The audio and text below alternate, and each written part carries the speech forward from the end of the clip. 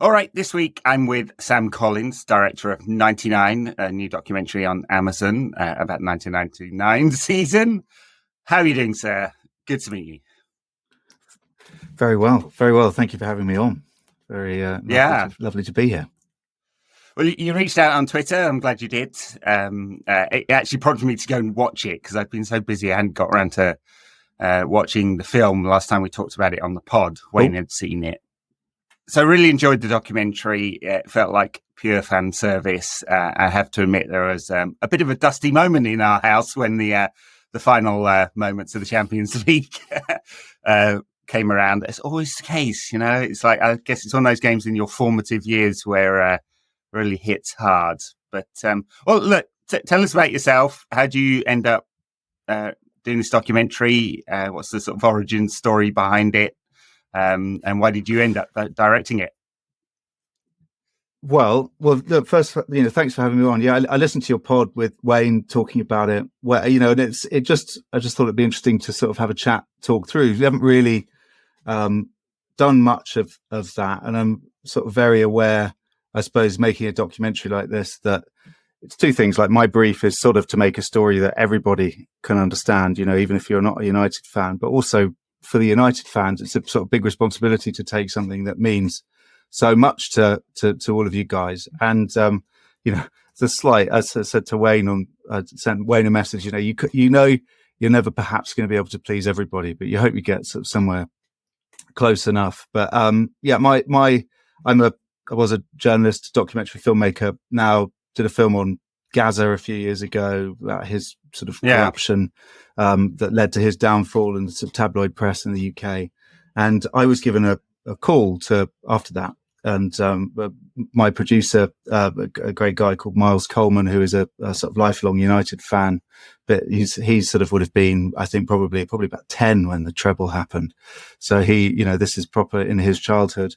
And he said, look, we're making a film on the treble. Are you interested? He's works with John Batsek and was involved, who did Sir Alex's doc and also Beckham. Studio 99, which is David's company, obviously, and Buzz 16, which is Gary Neville.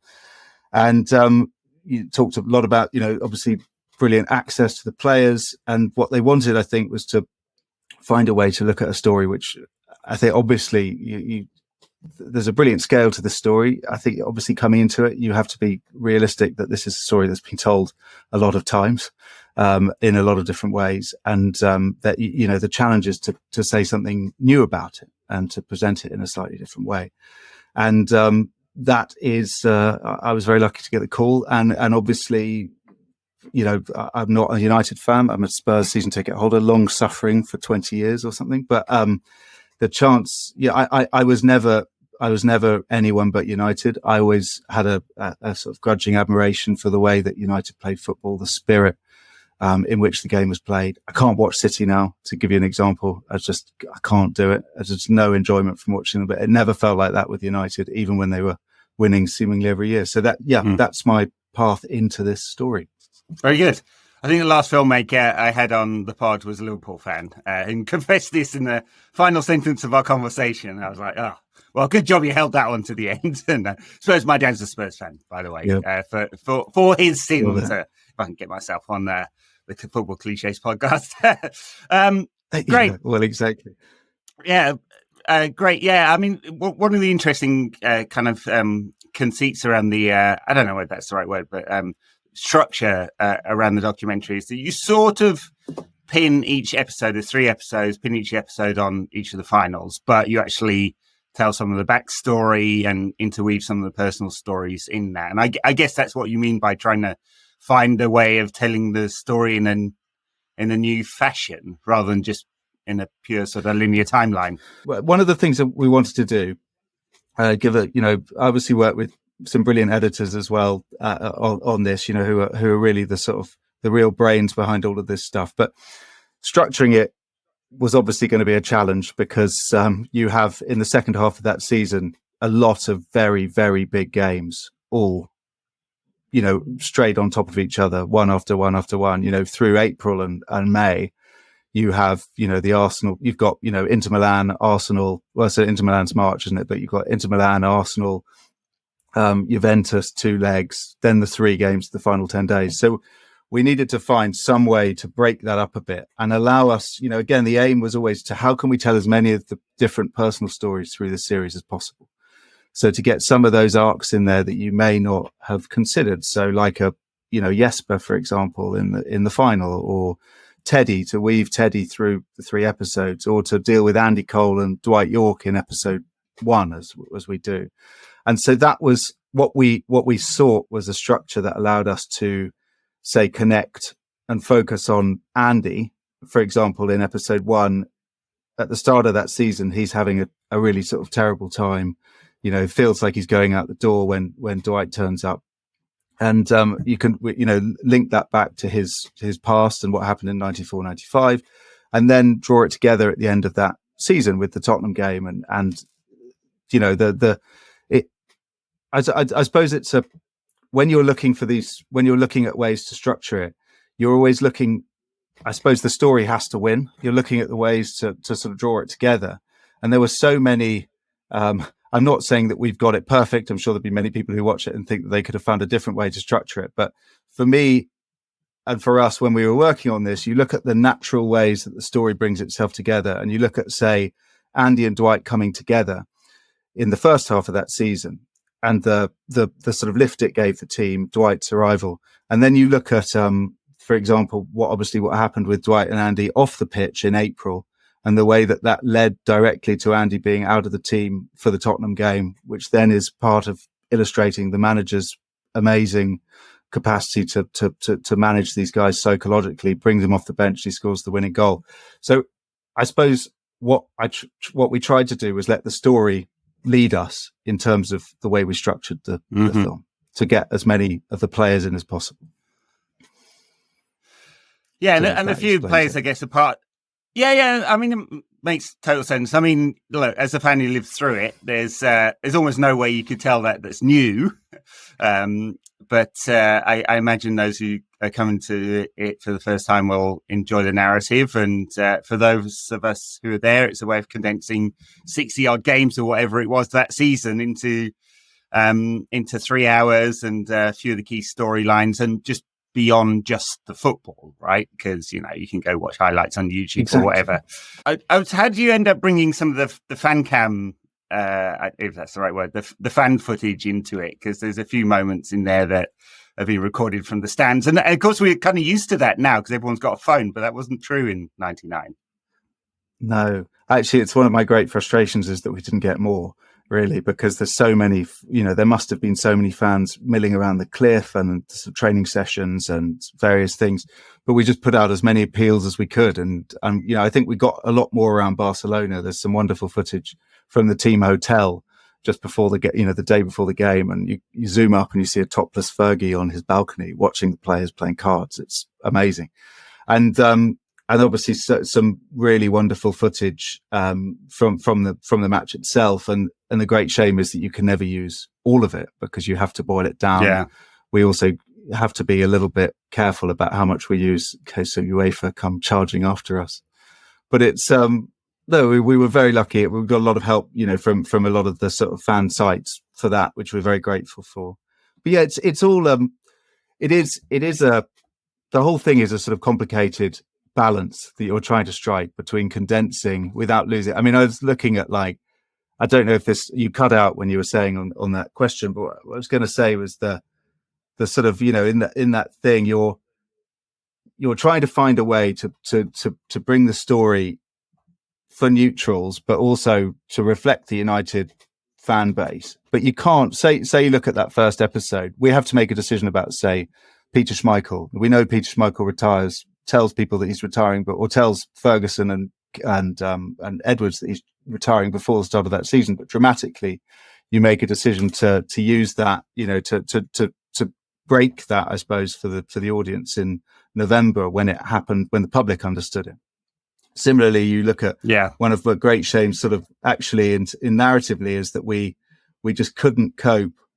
The story couldn't cope with really understanding how much more Ferguson was having to deal with behind the scenes, which was which was the way that his relationship with Brian Kidd was deteriorating as well over the first half of that season. And that's, I mean, it's funny that you see, so people don't, it really does make you understand the age of Twitter that we live in, or social media, that people really had no idea Ferguson retired, but it was actually written in his own book. Yeah. Back in the 90s, or, I can't remember when that book would have come out straight after the treble season, I think. So you're always having to consider the balance of the story versus the rock solid detail of the story, if that makes any sense. Yeah. I mean, look, if this was today, there would be 1,000 accounts like analysing the impact of the Sky B takeover that season, which I think, if I remember, features a little bit in your doc.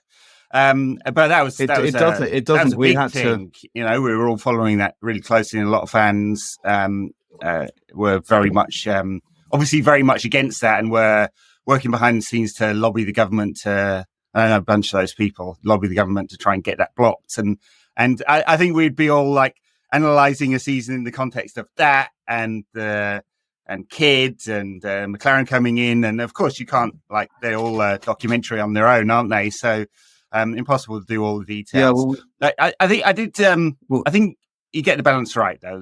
The things that are really important, and one of the things in the Beckham doc, which I also thoroughly enjoyed, being a pure fan service again, was that they kind of messed with the story a little bit, because they presented it as like David having this awful time until the Inter Milan game where he set up the 2 goals, and I know that wasn't true at Old Trafford because I was there, but this one I didn't come out feeling, oh yeah, they've messed with the narrative so much it doesn't feel like reality. It still feels real, even though you can only sample little bits of the stories that were going along. It's always I think it's always a challenge. Like I can't speak for the decisions that were made in the Beckham doc about, in terms of the way that you arch. There's always a line, I think, in documentary, especially when you're making something which is supposed to be a piece of entertainment. There's always a line which you try to stay on the right side of, so you're not bending things. I hope that we've found that balance in this. That I can't, as I say, I think of something like the Schmeichel. We did actually have to lose the Sky takeover. So Andy Walsh was a big part of the Sky takeover, but we had to make a decision to just lose that from the story because, again, it didn't involve the players. None of them really had an opinion on it. And ultimately this came back to being a story about the guys on the pitch. And while it was an issue for Ferguson, it wasn't a driver for the players. So you were always, I mean, I think that is something that we were very, very conscious of, is that thing when you take a decision, right, we're going to say, look at Schmeichel at this point, retiring, and not give the full context. Sometimes you have to do that, but you try to remain as faithful to the essence of the story as you can. Tell me a little bit about some of the personalities that you drew from. Obviously, class of '92, but the Nevilles, Giggs, Scholes, Beckham, and then Jochen Kohl and Sheringham, and then Schmeichel and Blomqvist. And Blomqvist is an interesting one because he's not part of the sort of senior gang in a way. But some of those interviews, talking heads are kind of obvious, and some maybe less so. I don't know, but I guess to do with the stories you wanted to tell. Yeah, I mean, I have to say they were all actually really brilliant to talk to. I mean, again, you never know. I think it's, look, you do this for thing with the whole time. You have people on, and you have to build a relationship very quickly to try and understand their story and to bring it through. And I was really, I suppose, that's what I'm most pleased with. Really, I think with the documentary, is seeing how when you see it in their eyes, you can see that they're really in the moment of those stories, and they're all very, very different people. I think you've got a real range. I didn't really understand quite how significant Dwight Yorke was for that dressing room until we met him in person, and you feel how completely different he is to everybody else, and the attitude and the atmosphere when he's in the room is infectious. I know it sounds like a cliche, but it really is true. We did his interview at I think we finished at about midnight, having done 3 other interviews that day. and it was still, everybody was wired and on such a high because he just has this, something about the look in his eyes, when he's talking about it, that really, that's actually one of my favorite moments in the documentary, is after all the sort of the joy that he's brought in the first 2 episodes, seeing how spooked his eyes are in Barcelona, in that first half, as everything's going wrong, you can just feel him draw back. And, he's obviously a very, very different personality to Andy, but Andy was really spoke so beautifully. Again, you only end up using a fraction of the interview, but he spoke so powerfully about all the challenges that he had at United and coming back from the double leg break and the sort of experiences he'd had growing up with his father, etc., and the parallels with Ferguson. Peter Schmeichel, again, incredibly erudite guy, and very different to, I suppose, with the class of 92. I'm sure we'll come on to that more in a minute. The class of 92, they have a similar vantage point on the manager, in terms of that they'd come in and I suppose you could sort of say that they really had drunk the Kool-Aid. They were part of the Ferguson cult, and they really, you could tell that they are almost his children to some level, on some level. Whereas I think Schmeichel had been there and seen, he'd seen the nerves in 91, 92. He'd seen things not going well. He had more objectivity. Same with Dennis to some level. Dennis Owen is a bit quieter, but and Ryan Giggs had seen those nerves, and so they look at the manager in a slightly different way. Jesper was I suppose was more of an outsider. He'd come in. He'd had a very, very promising start to his career. Hadn't gone that well in Italy, and had come to England, got injured straight away, and he was. Again, you study these guys as much as you can in terms of what they've put into the public domain, and then try to understand them as best you can in the interview and get a sense of what, he spoke so honestly about what it's like to play in a match of that scale, and for it not to go well, and the impact on you. And as it happens, he really is the key to that whole 3rd episode, his experience, because then it leads you into an examination of, if the whole series really is structured to look at Ferguson's inner belief and the way that he conveys that to the players, and then the 3rd episode is an examination of what happens when it goes wrong, and Jesper and the selection and the trust in him, and then his failure to deal with that pressure, is really the key to the whole series, I think. Yeah, he's incredibly honest, I think, and it's partly sort of Jesper's personality, I guess. The kind of Nordic thing as well. And it's sometimes players don't like to be sort of introspective like that. Actually, I've found very few over the years. I've interviewed a few, but it's like, they don't tend to do that. And especially these days when they're so highly media trained, they almost say nothing that's not, like, almost feels like it's scripted sometimes. So, and I thought that was refreshing, actually. And Cole, you mentioned, I mean, obviously he's had incredible challenges, both as a player, but afterwards as well, with the liver transplant and stuff like that. I wonder if that gives him another perspective on life and these big moments. Maybe. I mean, I think you get the sense with Andy that obviously he must feel he's obviously had a hell of a time with the media over the years as well. Yeah, I think that the difficulty is with Jesper, listening to him, for example, speaking in podcasts that he'd done and interviews that he'd given. I felt you could feel that this was playing on his mind. That this was that he knew what happened, and he wanted to some level to talk about it. I think you definitely feel the responsibility that when you strip away, if you think about it, one of the things, because you're as a director, we can only end up, you're not putting words in these people's mouths.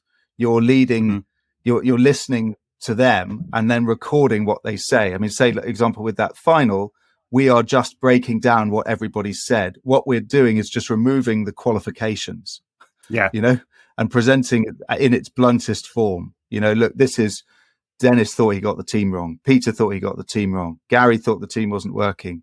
et cetera, et cetera, et cetera. And Jesper, I suppose that this probably, I remember that's one of the things I felt most nervous about our premiere, with Jesper sitting a few seats away, was him watching for the first time, probably his words with the couching taken away from it, with the sort of the frippery that we filter conversations with removed, and just seeing that set up against the commentator saying Blomqvist's having a nightmare, and having to watch that. And he was very generous after it, the way he talked about it. But also I would say that it was lovely actually seeing people going up to him and saying, thank you for talking so honestly, because I think that experience of, it's not real to pretend that everybody turns up to a game like that and has the best game of their life, because they don't, and actually there were several of the team, Dwight York wasn't anywhere near his best. Andy Cole, I think,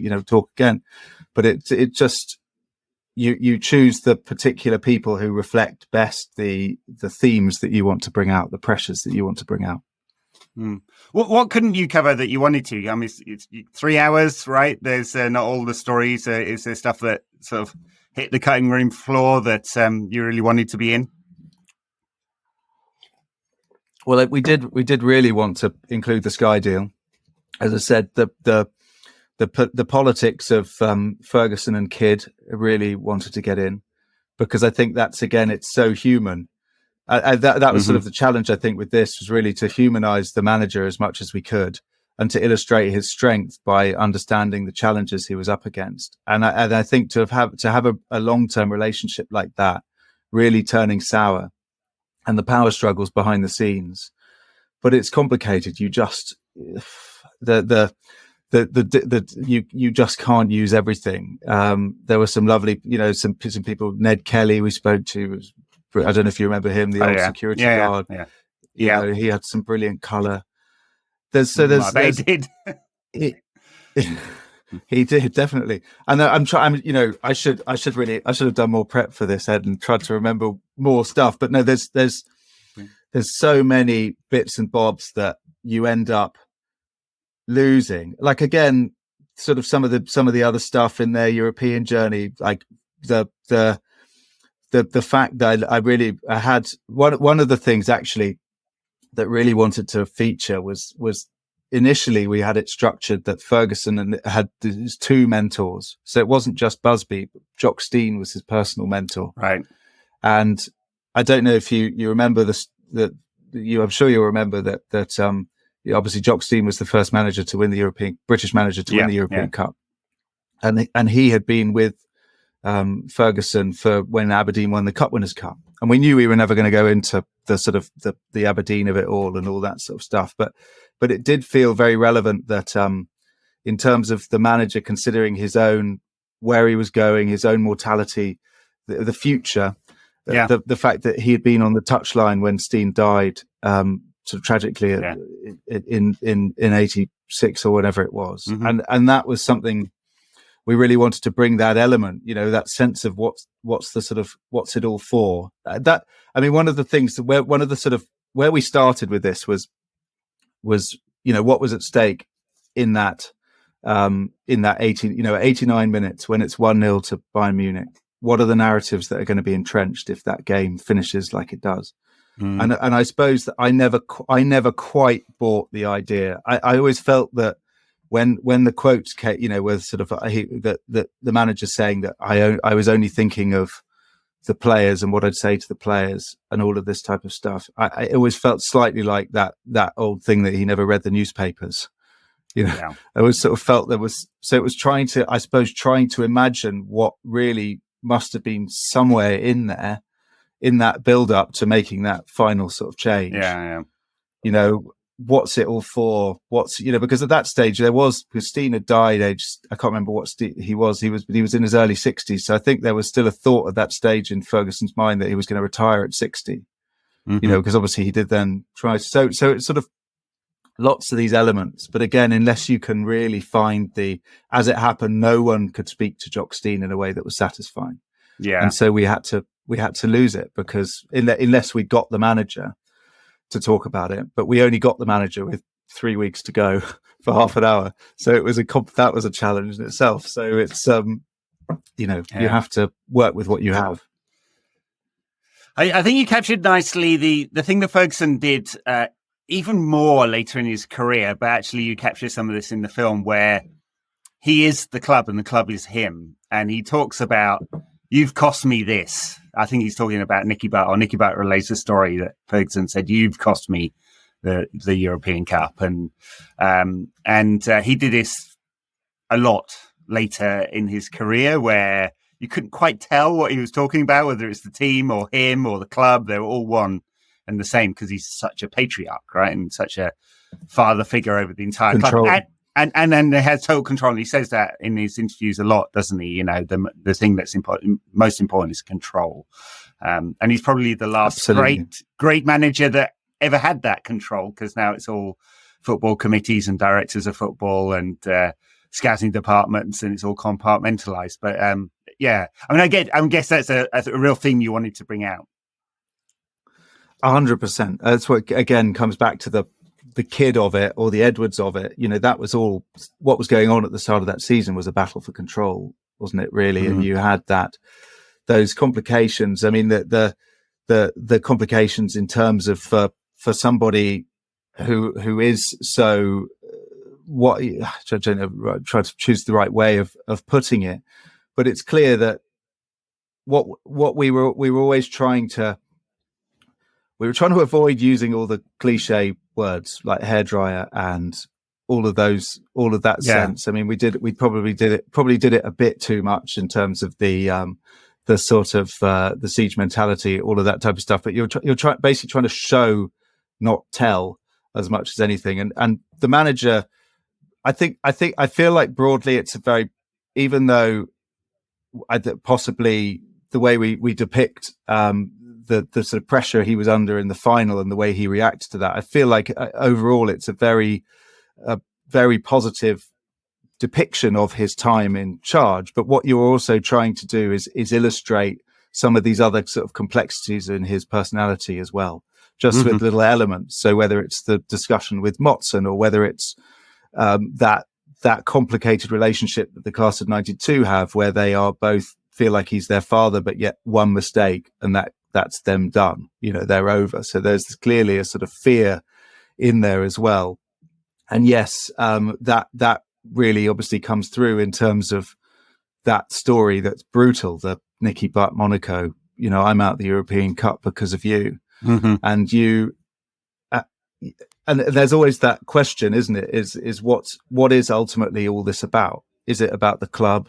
Is it about, that's sort of that question again, what's happening in Barcelona?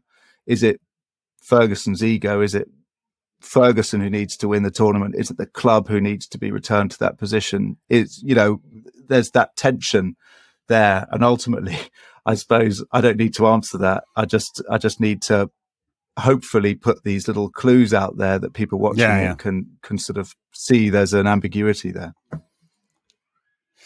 In the 99, the Champions League final commentary, it's Alan Green rather than Clive Tilsley. Was that a conscious choice to not use those words, or a licensing issue, or why that one? I know that was a debate right up until the end. Right. It was very, very. At one point, I was going to have both in at the same time.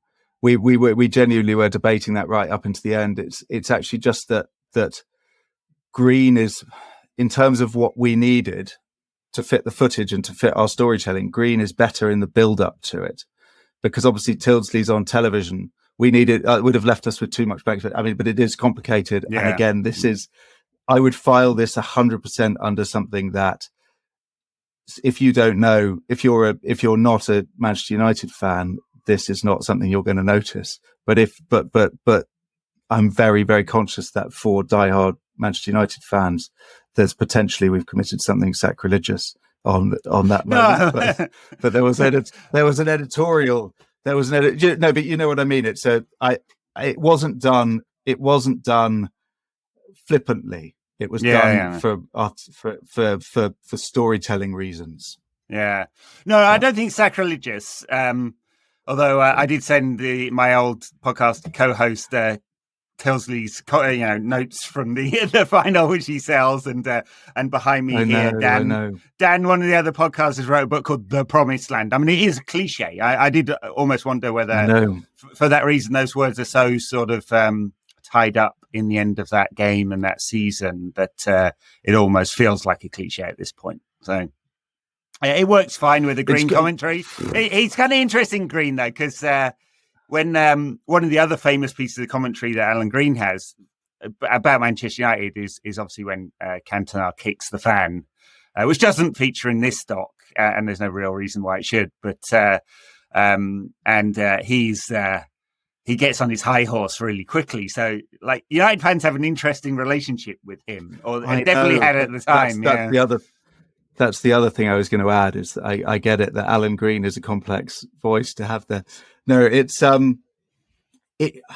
difficult. I had this with Gaza as well, which was that clearly you can't. It's like the class of '92. You can't, even though the class of '92 there's literally been a film on it. You can't ignore the class of '92, and so you have to. There's certain things where you're like, okay, we have to deal with, understand, contextualize this, and then there are certain things like that where yes, we just went the other way, and I don't know if that. I apologize to anybody who's hugely offended by that, but also if you'd been in the edit with us, I sort of feel you probably would have done the same at that time. But yes, yeah. I mean, obviously, football is drama and football is emotion and all of that, and so it's almost impossible to escape that if you're doing a football doc, unless it's one about Manchester City, because that's cold PR. Just horrendous stuff. Yes, but 100%. You didn't do that one, did you? No. It's no. But some of the emotional moments, you really like. It does build to a crescendo in a way, doesn't it? Because you're looking for tension and the moments of failure and moments of fallibility and the wrong team selection and personal moments where Cole's out of the final game and all of that, and it builds to this moment of winning the final and the relief in football, bloody hell, and we can all have a little cry about that at that moment. So I feel like that's successfully done, but not overdone. I mean, I assume you were trying to build to this kind of climatic moment. So. No, of course. Like as I said, it all started with what was at stake if they lost that game, and the narrative that So if you take Ferguson, who's the sort of central force of the whole thing. So, and because I think we looked at it very much that, the editors and I looked at it very much as 3 episodes being 3 acts. So say the first first 2 episodes are all about, first episode is the sort of setting the scene and everything not going particularly well, but Ferguson, pulls them together, has faith in them, pulls it together. And then the second episode is the sort of creation of the cult or the introduction to sort of the cult of Ferguson and that extraordinary belief that he engenders in them and how they'll run, essentially the United spirit, cliche klaxon, but it's impossible to do that story without it. I think you have to define it because you can't just assume that everybody understands it. And I hope, that was so sort of, and then the third episode obviously is what happens if it goes wrong, and the narrative, so you're through that, you're weaving these sort of the I suppose what the jeopardy is for the players, what the narratives they're battling against, and to that end, you are led. I mean, with Ferguson, I think we were aware that there is obviously the sort of perception that his United were too naive to win in Europe, that they weren't, he wasn't at that level tactically, that he was the Scot up against the sort of sophisticated, Oli Solskjaer talks about it with Juventus, they're the Italians with the suits and all that sort of stuff. I mean, and I don't even know if that line ended up making it, but it was such a beautiful line, just sort of that sense of, you've got the sort of, the United, a sort of largely British core, and the Scandies, up against the sort of sophisticats of sort of Italy and Spain, etc. And then, but you're led by that. So it was like, I say, for example, Nicky Butt was, I just thought, I mean, I honestly, the best thing about this job is speaking to people who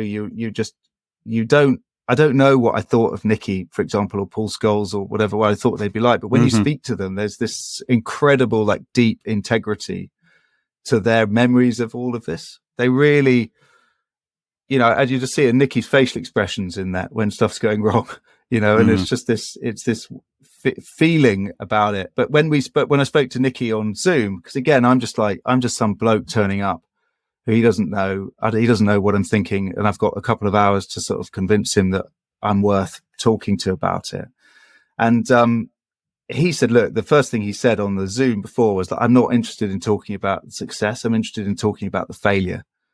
That's sort of what I suppose makes these elite sportsmen what they are, is the fact that they remember the failures more than they remember the victories. And I think that so if you look at the episode 2, for example, which is all about the creation of the class of 92, the linking of that, the fact that, they have the pressure on their shoulders, the expectation, the whatever it is, that they're inevitably linked to the Busby Babes, and their quest is to return European glory to United. And then, they come into the team. Obviously, everybody knows or everyone who listens to this podcast will know the story of that you can't win anything with kids. But I suppose that where if you think that my job then as a director is to link that story to what's happening in the sort of second half of that season, and that Arsenal game where Roy is obviously sent off, and they've got to go for whatever it is, 75 minutes is when he gets sent off. So that's, whatever it is, 45 minutes with 10 men without their captain. And it was the way that Nicky talked about how the experience they'd had in 97, 98 and 94, 95, 96, 96, 97, that he talked with such reverence about Keane and Cantona in those first 2 seasons, that it really, that's, I suppose, what leads you there to understanding that whereas we think now, the class of 92, they're this unbelievable success story. In 98, 99, they weren't entrenched as that. They'd won the league for 2 seasons, but they hadn't won it without Cantona. They hadn't won it without Keane. And there was Paul Scholes, who spoke again so brilliantly about his sort of imposter syndrome. And we could only really use a fraction of what I wanted to use on that. But there was that sense of even they needed to understand that they could do it at the highest level. And that's what we tried to weave in as that Arsenal game, and really understand that, that is a lot of guys there watching their captain getting sent off at the sort of crucial stage when the momentum's turned against them, and knowing that if they fail, the treble is gone. And I know the treble is not, it's a sort of pipe dream at that point, but they overcome that. And then, but that narratively is then the same challenge that we know that they're going to have to face. Roy has reiterated his sort of significance in Turin. And then, you have that feeling that they know that they've got to go and do it without this guy, this totem in Barcelona. And so it's sort of, hopefully then you're understanding what's at stake for all of them as well. So again, I'm waffling a bit here, but it's trying. No, you're being led all the time by what these guys are talking about. They give you these little breadcrumbs in their conversation that you have to then try and pick up and lead and sort of see. Okay, Nicky felt that. What did Phil feel, or what did Gary feel, or what did Paul? And hopefully you end up somewhere where it actually hangs together as sort of a cohesive 3-act structure over the 3 episodes. Yeah. The storylines about United's failure in Europe before, I mean, I was there throughout that time, and it did very much feel like, we were the inferior football species, the English clubs. And although United had won in 91, if you go back and watch those games, it feels like a different sport. 91 to 99 is a big change. 91 to now, it's completely different. During the lockdown period, Paul and I did like 15 episodes on old games. We just picked games from different periods, watched them cold, and came back and talked about them in the way we talk about last Saturday's game or something like that. And you get this sense of just how different things are, because we don't naturally go and watch a game from the 60s or the 80s or the 90s or whatever. And so I think you successfully captured that kind of sense of inferiority. I was at the Monaco game. That was absolutely sickening. At Dortmund as well, which was a slightly different game where we did actually batter them and couldn't score. I know. And all those Juve games. Yeah. But it's perception, isn't it? Often, because obviously in again details. But we obviously in the Galatasaray and Barcelona, and Gothenburg, you're dealing with the foreigner rule at that stage. In Monaco, you had horrific injuries. Schmeichel's injured, wasn't he? Giggs is out. Like Keane's obviously injured. So it's. But obviously there was complications in when was it? When was Volgograd? Was that 95 or 96? Or whatever? Something like that. Yeah. And I mean, it's really Juventus is the major inferiority, isn't it, over that time? But I suppose the point is that a lot of it. And the way we tried to use the journalists because I saw someone saying, can't believe Ollie Holt was in it, but the point was that the journalists were supposed to represent the antagonism of history. That the fact of what would have been recorded is, yes, there are mitigating circumstances for a lot of these defeats, but the point was that the perception had built by that stage clearly for Ferguson that, that they weren't good enough, that he wasn't good enough. And you could see that rising, building tension. The players spoke to it, the sort of the obsession, we have to do this, and obviously boils over with Nicky. And Nicky was sort of fascinating. Again, talking to him because I was like, for God, so fucking hell, the manager says that to you. What are you thinking? And he was sort of his initial reaction was like, oh, I never really thought about it again. But then you pry a bit deeper. And you get to the sort of, I was feeling nervous, and you just sort of, it's the complicated thing about dealing with something which is 25 years ago. And also where a lot of the time people sometimes aren't necessarily reliable witnesses to their own story with history. So you just sort of, that objectivity there, in that sense, I felt, in a way that it was an advantage that we weren't passionate United fans who knew every detail of this story, that we could take an objective lens on it and try and sort of just work out what we were looking for from the, what areas we were looking to concentrate on with the players. And then just, I suppose, highlight what you're doing is highlighting those elements that take you to a sort of a narrative that perhaps hasn't been seen before. Yeah, you used Matt Dickinson, I think, who says, I was writing the story that Ferguson failed and his ego was too fragile to admit. And then obviously had to change it, which I'm sure that ruined many a journalist's night. Pride. His pride was too big to admit it. And I have no doubt some of that is true as well. Yeah. Well, but the thing is, the first two episodes have been about the strength of his doubling down, of his willpower. How the side, so the whole point was, and firstly, I'll just give a massive plug to Matt, actually, who wrote the brilliant book, 99, Manchester United, the treble and all that, and was a consultant on the film. He's brilliant. But, the point was that what we were trying to get across, that in Barcelona, there is an argument that what went wrong might have, that if he picked a different team and kept Beckham and Giggs on, it might have been an easier game. Who knows? It may not have been. Some might. So you could say, look, what happened went wrong. Ferguson overthought it or was overwhelmed by the pressure on the biggest night. I don't know if I believe that, but I've just drawn together what the players said in the moment. But what is indisputable is that game was won because of him, because of the culture that he'd instilled in them through all that. All those years, through that belief and that extraordinary, I don't know, that force is, if ever a group of players created their own destiny, it was that team. And so that's what we wanted. It was that sense of ambiguity, where basically what the point is that his greatest strength was also on that day, potentially his biggest weakness, his self-belief. Yeah. Yeah, I think that's fair. Yeah. You have Solskjaer there talking, and it's interesting some of the echoes of Solskjaer, because obviously he was much derided in the media and by fans, because we have social media these days, during his stint as United manager. But in the middle season, he went on this amazing run of away victories and 20-something games without being defeated, and tons of them were games in which United came from behind to win. And although he's a completely different personality, Ollie, I wonder whether he's just a bit more steely and hadn't done some of that Ferguson will to win, hadn't just rubbed off on him too.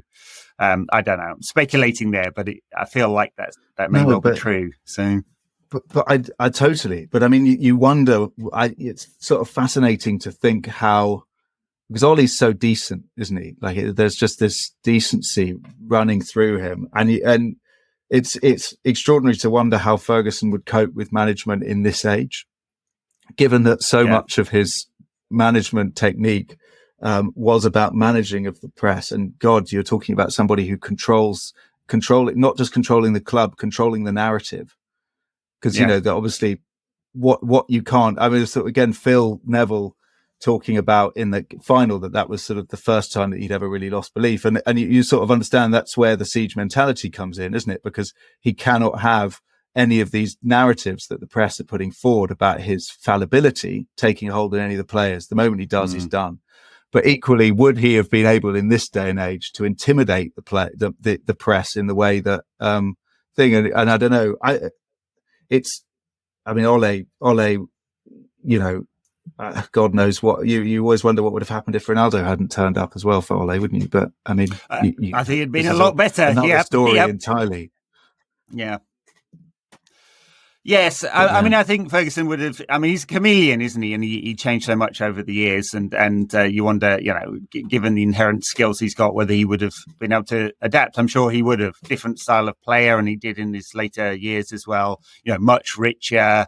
There's enough fuck you money there that I think the players are different these days, and of course the media is. There's no one thing that's the media, and I'm like the barrier to entry is quite low.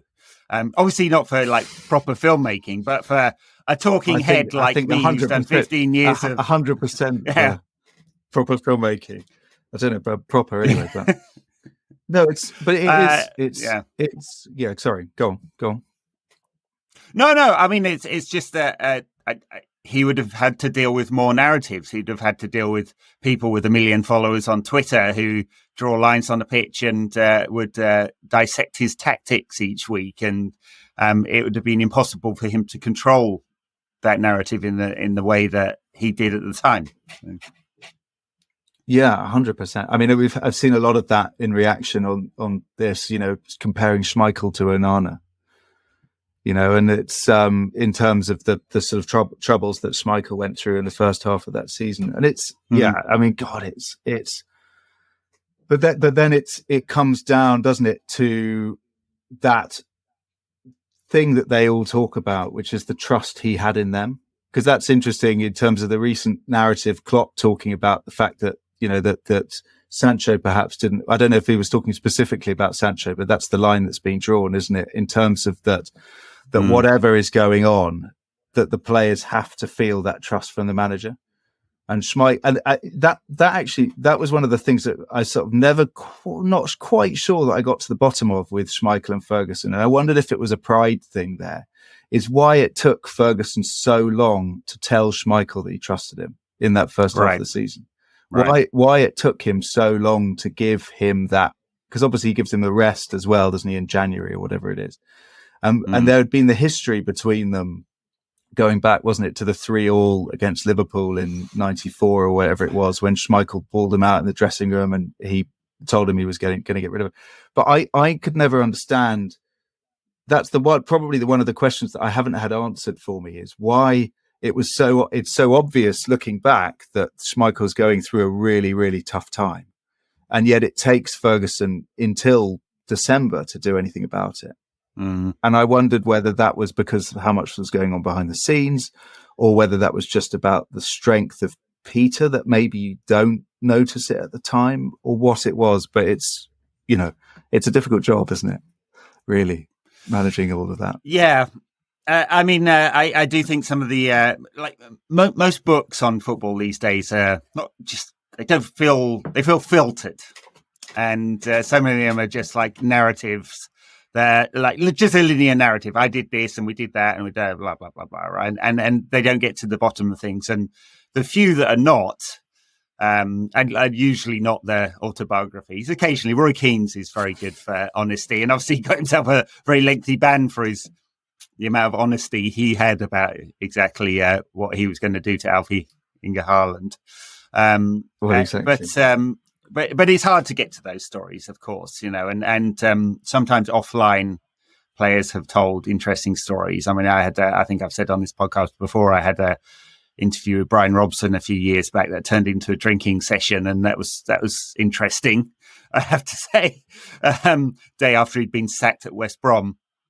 But yeah, players don't give all the story. They are guarded, and I wonder whether even a generation later from the 99 fellas, and you said sometimes that you had to get them to warm up. Like nowadays, they're so like carefully guarded about their story and the perception of them, because there are so many points of potential conflict. You look at Marcus Rashford's statement when he said he was taking the summer off from Twitter, and he alluded to just how much negativity there is around him and how little support, right? And that he's not talking about the media there. He's talking about fans on social media who are very, very pointed. And the 99 crew didn't have that. It was Ferguson and them versus the outside world. But that outside world was actually quite small, really. It's like 30 guys on Fleet. Yeah, definitely. And no, it's interesting what you say about the stories. I mean, you have to be really. I was always complicated. Setting out to interview. We had, because you remember with this, it's an ensemble cast as well. You've got however many people we've got. We had 1 3-hour interview basically with everybody, and then a few pickups. And the manager was less, obviously, but it's a challenge. You're not going to sort of break that Andy Cole is in fact half man, half fish. Do you know what I mean? Like there's only a level that you're going to be able to get to in a 3-hour interview, where in terms of and yes, like I think that there is a sort of, these guys have spoken so much in the public domain that they know they have lines. You're not gonna, you're not going to get out of them necessarily what they would tell you on a Brian Robson session, so to speak. But I think so it wasn't so much, and I wouldn't. You're not trying to, as an interviewer, you're not trying to trick people into divulging those things. But I suppose what it is the way I sort of think about it is it's a bit like a scratch card. Someone's brain is like a massive scratch card. And you know that you've got all the bits of the scratch card that have been scratched a million times, and everybody knows what they are. But what you're trying to do with this, it was about trying to scratch off those other elements, like more than sort of, I mean, I get that, everybody wants the behind the scenes, Teddy and Andy not getting on, and Peter and Roy not getting on, and all of those types of things. And great. But the real thing we were looking for was those was the more sort of psychological elements, the motivations, the hardships, the sort of the interweaving of what constructs a sort of team and a culture to allow you to achieve that type of stuff. I don't know if that makes any sense, but it's I think it does. So you have to, and also people's sort of personal arcs. I mean, there were lots of, like, David May spoke brilliantly about his struggles in that season, like that he really had a hell of a tough time with injury, and like very, very sort of staring himself in the face and saying, "What am I doing? What's the point of all of this?" But that doesn't, ultimately you have to make choices, and someone like that doesn't necessarily, you can't include literally everything, because you just don't have the time. But no, it's a complicated balance to strike, I think. You got future projects in mind? Are you working on more football docs? I don't know about football, but no, talking about a few things, whether it's football or whether it's sport. I mean, again, you try to. I think my first film was actually about cricket, about corruption in cricket, match fixing, sort of general takeover of the game by the richest three countries. My second one was about is sort of celebrity culture through the destruction of Paul Gascoigne. This is a footballing story, but I think it's sort of as much a story about a group of people trying to become immortal, knowing that if they fail, that will haunt them forever. You know, so you're looking. I suppose what I'm saying here is sport is a great location for stories, but you hope to bring out themes that are universal rather than just limit you to making football docs or sports docs. You want to go where the good story is, basically. Yeah. So we'll see. Fair enough. Well, Sam, thank you very much for joining us for this hour. I've thoroughly enjoyed it. I'm sure 95% of people who are listening to the pod have seen it already, but I will probably be watching it again. Congrats on that. And thanks so much. Good luck with your future projects. Thank you. Really appreciate that.